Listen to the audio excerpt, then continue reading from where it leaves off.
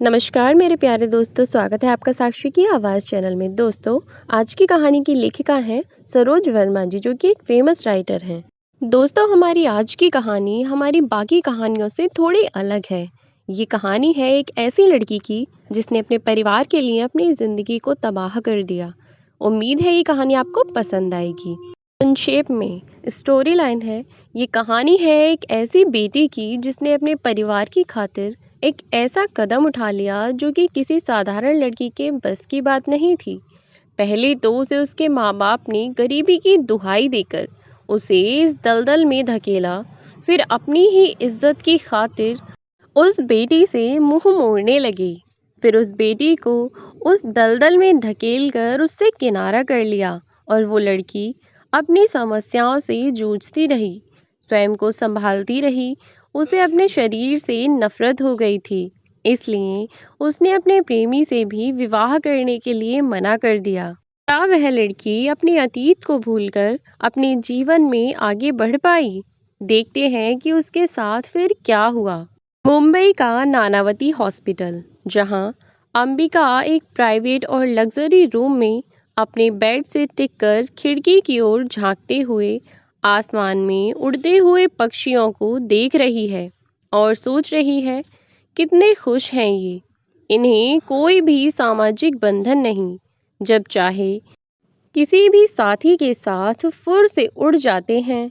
एक मैं हूँ जिसके पास सब कुछ है, लेकिन इच्छा नहीं है अब और जीने की। इतनी शर्मिंदा हूँ मैं स्वयं से कि नजरें नहीं मिला सकती। निराधार जीवन जिए जा रही हूँ। और तभी एक नर्स कमरे में आकर उससे बोली, क्या आप उन दोनों बच्चों से मिलना चाहेंगी? जी नहीं, मुझे उन बच्चों में कोई दिलचस्पी नहीं है, अंबिका बोली। आपने उन बच्चों को जन्म दिया है, क्या आपकी इच्छा नहीं उनसे मिलने की? नर्स ने दोबारा पूछा। मैंने कहा ना, नहीं, अंबिका ने रुखाई से जवाब दिया। आपसे डॉक्टर मिलना चाहती हैं। उन्होंने पूछा है कि क्या वो आपके कमरे में आ सकती हैं? नर्स ने पूछा। हाँ, उनसे कहो कि वे आ सकती हैं, अंबिका बोली। कुछ ही देर में डॉक्टर शैलजा सिंह अंबिका के कमरे में आईं और उसके पास आकर बोलीं, और मैडम, कैसी हो? और कैसी हो सकती हूँ? वैसी ही, लाचार और मजबूर, अंबिका बोली। ये कैसी बातें कर रही हो अंबिका? डॉक्टर शैलजा बोली। और क्या, लाचार ही तो हूँ। जो अपने लिए कुछ न कर पाए वो लाचार ही तो कहलाता है, अंबिका बोली। अंबिका की बात सुनकर डॉक्टर शैलजा बोली, अंबिका, तुम ये क्यों नहीं सोचती कि तुम कितने लोगों का भला कर चुकी हो? तुम्हारी वजह से आज कितने लोगों को ये खुशी हासिल हो पाई है। और मेरी खुशी का क्या डॉक्टर? अंबिका ने पूछा। डॉक्टर शैलजा ने अंबिका से बहस ना करने में ही भलाई समझी और एक पैकेट उसे पकड़ाते हुए बोली, ये लो 20 लाख रुपए, तुम्हारी कमाई। एक और कस्टमर मिले हैं, रहने वाले तो भारत के हैं लेकिन दुबई में रहते हैं। कहते हैं कि उनका काम करोगी तो तुम्हें मालामाल कर देंगी। ये सुनते ही अंबिका खींच पड़ी और बोली, मैं अपनी छुट्टियां मनाने अंडमान जा रही हूँ, मुझे भी तो थोड़ी सांस चाहिए। जैसी तुम्हारी मर्जी, लेकिन अगर इरादा बदल जाए तो बता देना, डॉक्टर शैलजा बोली। एक बात पूछूं डॉक्टर? अंबिका बोली। हाँ पूछो, शैलजा बोली। आपको भी तो कुछ कमीशन मिलता ही होगा, अंबिका बोली। इस दुनिया में बिना फायदे के कोई भी किसी का काम नहीं करता, डॉक्टर शैलजा बोली। वही तो मैं समझूं कि आप मुझसे इतनी हमदर्दी क्यों दिखाती हैं, अंबिका बोली। मैं भी एक औरत हूँ अंबिका, और सालों तक मैंने भी मां न बन पाने का दर्द झेला है। एक औरत को बच्चा ना होने पर समाज कैसे कैसे नामों से पुकारता है, तुम ये नहीं समझ सकती। एक औरत बिना बच्चों के पर कटी चिड़िया के समान होती है, डॉक्टर शैलजा बोली। तो अंबिका बोली, सच डॉक्टर साहिबा? कैसी अजीब दुनिया है ये। शादी के बाद एक औरत माँ बनती है तो उसे और उसके बच्चे को सिर आंखों पर बिठा लिया जाता है, और अगर कोई बिना शादी के माँ बनता है तो उसे समाज और दिलों से बहिष्कृत कर दिया जाता है। अंबिका, इस दुनिया के बारे में जितना ज्यादा सोचोगी तो उलझती जाओगी, डॉक्टर शैलजा बोली। अच्छा छोड़िए इन बातों को, शायद आप सच कहती हैं, अंबिका बोली। अच्छा, ये अपने रुपए संभाल कर रख लो, मैं अब जाती हूँ, डॉक्टर शैलजा बोली। मैं इनमें से 10 लाख ले लेती हूँ, बाकी रुपए आप मेरे घर भेज दीजिए। पूर्णिमा की शादी है 2 महीने बाद, उसकी शादी में काम आएंगे, अंबिका बोली। तो तुम ही क्यों नहीं दे आती अपने घर जाकर, डॉक्टर बोली।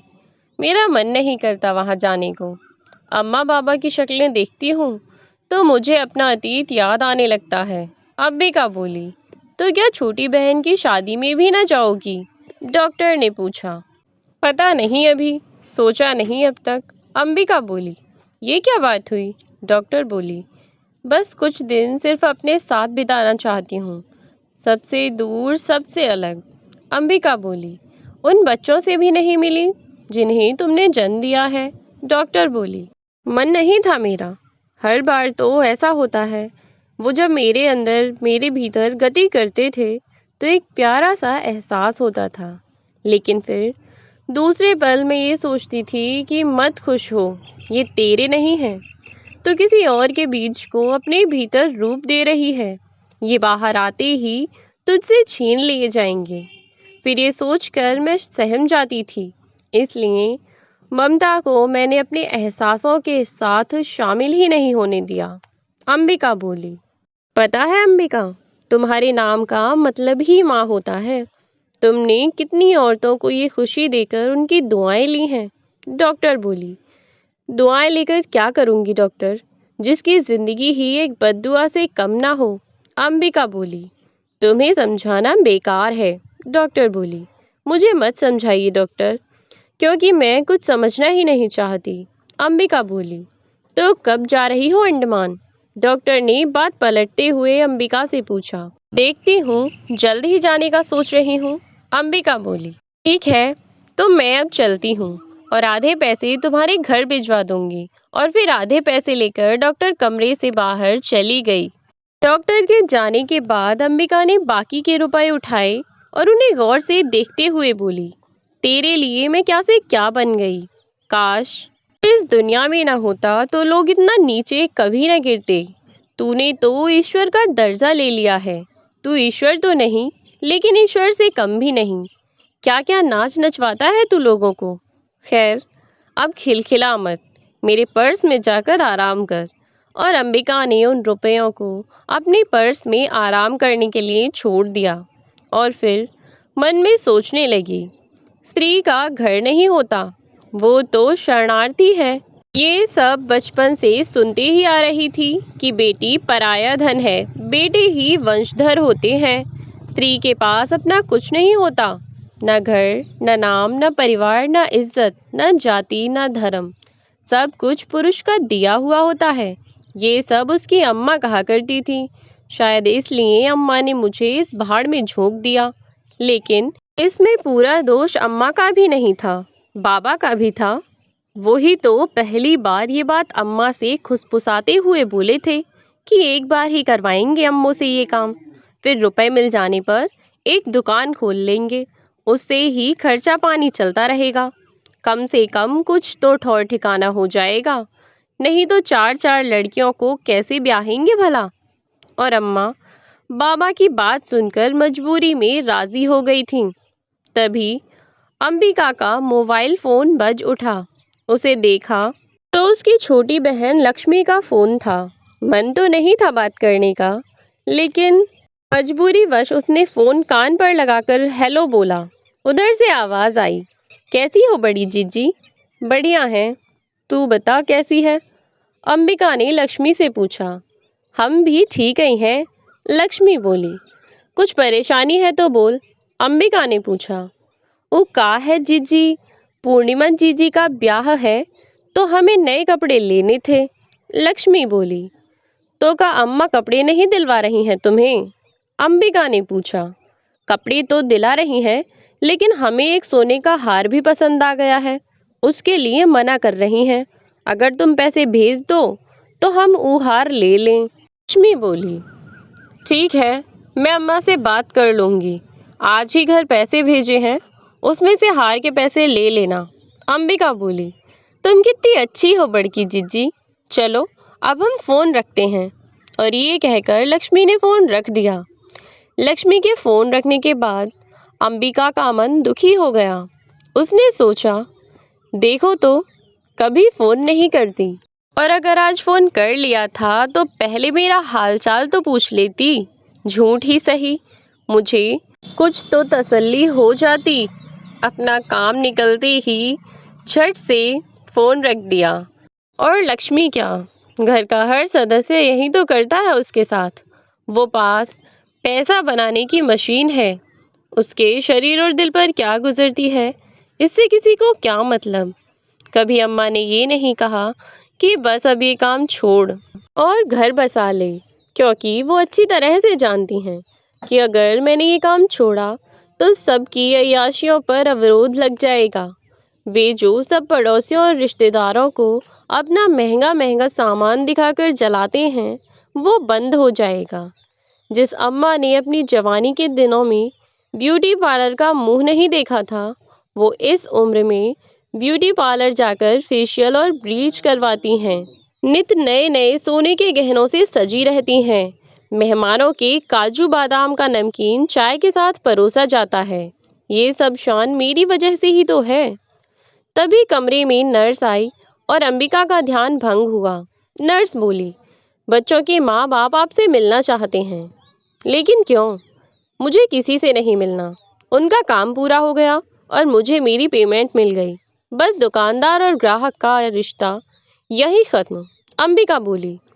लेकिन वे आपको शुक्रिया अदा करना चाहते हैं। नर्स बोली। मैंने कह दिया ना कि मुझे किसी से नहीं मिलना। अंबिका बोली। लेकिन वो लोग जिद कर रहे हैं। नर्स बोली। अंबिका कुछ देर सोचती रही, फिर बोली, अच्छा उन लोगों से कहो कि वो मुझसे मिल सकते हैं।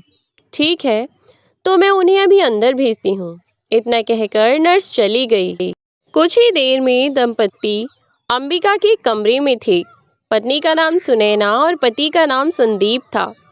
फिर सुनैना ने अंबिका से पूछा, अब आप कैसी हैं अंबिका जी? जी, कैसी हो सकती हूँ भला? अंबिका ने रुखाई से जवाब दिया।